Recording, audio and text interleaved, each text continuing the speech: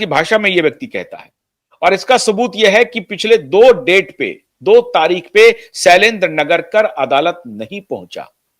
आज इनको मालूम था कि अगर आज इन्होंने आने में कोई भी देरी की या अदालत का रुख नहीं किया तो इनके खिलाफ फिर वारंट भी इशू हो सकता है। इस बात का उन्हें इल्म था। 37 नंबर पर मैटर लगा हुआ था और अपने तय समय के साथ ही सुनवाई के लिए मैटर आ गया और अब सीधा सीधा शैलेंद्र नगरकर को अदालत ने घेरे में ले लिया है। क्योंकि यह वादी बन गया, यह खामखा बन गया, यह न 3 में था न 13 में था।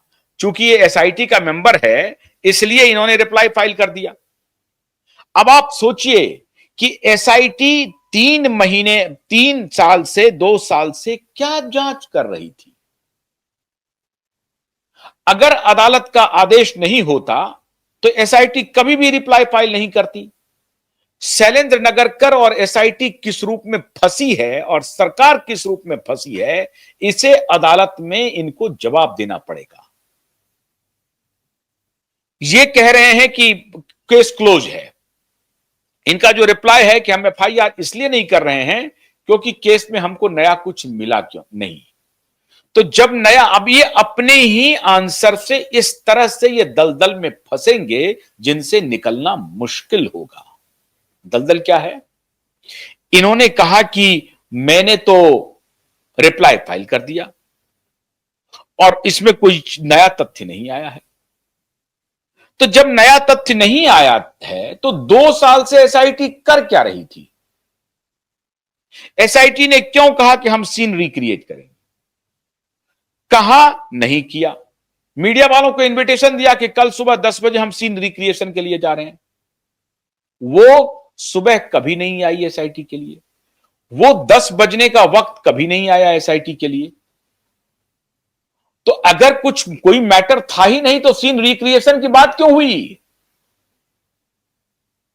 इसका जवाब क्या देंगे शैलेंद्र नगरकर जी? शैलेंद्र नगरकर जी जितनी चालाकी करेंगे ना उतनी तेजी से शैलेंद्र नगरकर इस केस में फंसते चले जाएंगे और उनके वर्दी के उतरने का आधार बनता चला जाएगा। और शैलेंद्र नगरकर को यह मालूम नहीं है कि फर्जी केस बनाने और फर्जी अपीयरेंस करने का नतीजा क्या होता है। अभी पंजाब के कुछ बड़े सुपर कॉप को जेल की हवा खानी पड़ रही है। रिटायरमेंट के कई साल के बाद भी, वो रिटायर कर चुके थे, 15-20 साल हो गए थे उनको, 70-80 के उम्र में जाकर के उनके खिलाफ अभी नोटिस निकला है और उनको जेल की हवा खानी पड़ रही है। तो शैलेंद्र नगरकर को इस बात का इल्म नहीं है कि आने वाले दिनों में हमारे खिलाफ क्या क्या कदम उठाए जा सकते हैं। वो अपने पॉलिटिकल आका को बचाने में लगे हुए हैं। कौन है उनका पॉलिटिकल आका?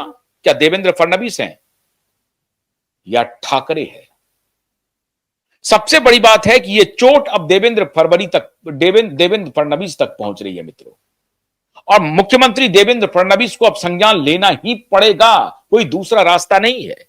आप बार बार एक पुलिस इंस्पेक्टर को रिप्लाई लेकर के भेज रहे हैं जिसमें कि आपके चीफ सेक्रेटरी को रिप्लाई फाइल करना है, आपके एडिशनल चीफ सेक्रेटरी को रिप्लाई फाइल करना है, आपके मुंबई पुलिस कमिश्नर को रिप्लाई फाइल करना है और रिप्लाई फाइल करवा रहे हैं आप पुलिस इंस्पेक्टर से। और पुलिस इंस्पेक्टर कह रहा है कि मुझे वक्त पर वक्त देते जाइए। मतलब तारीख पर तारीख लेने के लिए ये पता नहीं ये ठाकरे से क्या कोई पैसे की वाही कर रहा है, क्या कर रहा है भगवान जाने। ये क्यों 2 सप्ताह का वक्त दीजिए, 2 सप्ताह का वक्त दीजिए, 2 सप्ताह का वक्त, ये रट क्यों लगाए हुए है? जब इन्होंने रिप्लाई फाइल कर दिया तो हियरिंग शुरू हो जानी चाहिए ना। रिप्लाई फाइल कर दिया आपने, पता चल गया कि आपके पास कुछ भी नया नहीं था इन्वेस्टिगेशन के लिए, तो हियरिंग शुरू करो ना। हियरिंग के लिए हम प्रिपेयर्ड नहीं है। वो कह रहा है कि हम हियरिंग के लिए प्रिपेयर्ड नहीं है। तो how much preparation you need and when hearing will start?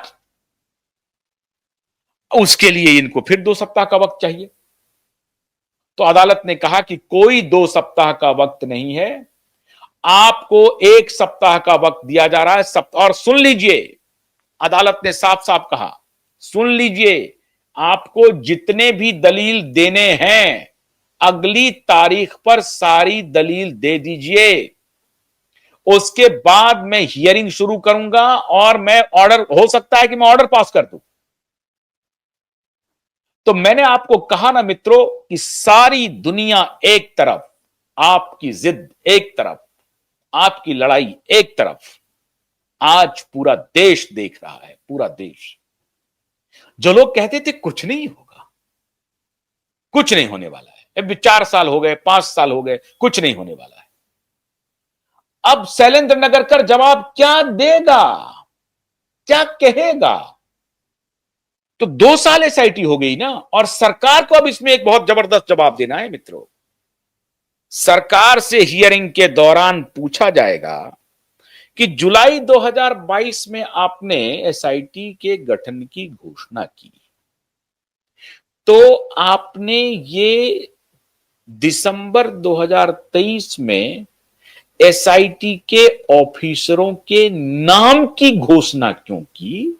मतलब 12 महीने आपको इफिशिएंट ऑफिसर की तलाश में लग गए, और इफिशिएंट ऑफिसर में आपको मिला चीमा सिंह यादव और शैलेंद्र नगरकर। वाह!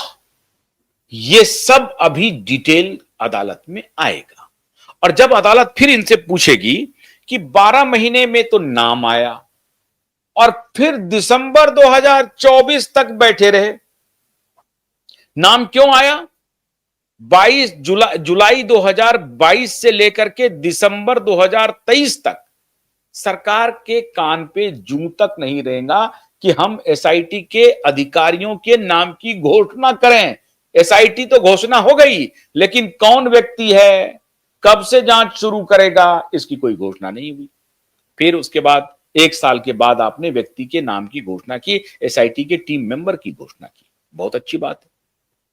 अब जबकि पीआईएल फाइल हुआ था, याद रखिए आप, जो लोग कहते हैं कुछ नहीं हुआ ना, कुछ कैसे कैसे हुआ वो देखते जाइए। 2023 को जब नाम की घोषणा हो गई, फिर दिसंबर 2024 तक आपने क्या किया? कुछ नहीं किया। अगस्त 2025 तक, मार्च 2025 में जब सतीश साल्यान का कंप्लेन फाइल करने की बात आई, तब तक आपने क्या इन्वेस्टिगेशन किया? चलिए अभी मैं अगस्त की बात छोड़ देता हूं। आप दिसंबर 2023 से मार्च 2025 तक आपका इन्वेस्टिगेशन का क्या है डिटेल?